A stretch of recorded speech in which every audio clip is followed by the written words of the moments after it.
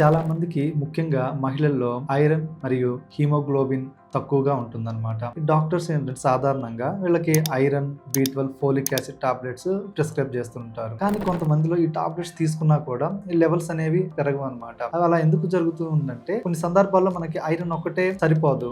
ఈ ఐరన్ కి తోడు హిమోగ్లోబిన్ పెరగాలి అంటే మనం ఏంటంటే B2 రిబోఫ్లావిన్ అనే విటమిన్ కూడా చాలా అవసరం అనమాట. ఈ రిబోఫ్లావిన్ అనేది మనకి ఐరన్ అబ్జార్ప్షన్ లో యూజ్ అవుతుంది. అలాగే ఐరన్ ప్రాపర్ గా బాడీ యూజ్ చేసుకోవడంలో కూడా హెల్ప్ అవుతుంది. ఇటీవల స్టడీస్ ప్రకారం మన భారతదేశంలో 50% మందికి రిబోఫ్లావిన్ అనేది లోపంగా ఉంది.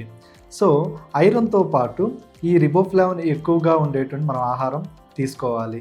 ఈ రిబోఫ్లావిన్ అనేది మనకి ఎక్కువగా పాలు, పెరుగు, పాలకూర, eggs, mushroom, soybean, chicken, fish వీటిలో బాగా దొరుకుతుందన్నమాట. ఇవి మీ శరీరానికి రిబోఫ్లావిన్ అందిస్తాయి. అలాగే హిమోగ్లోబిన్ పెరగడానికి సహాయపడతాయి. Thank you.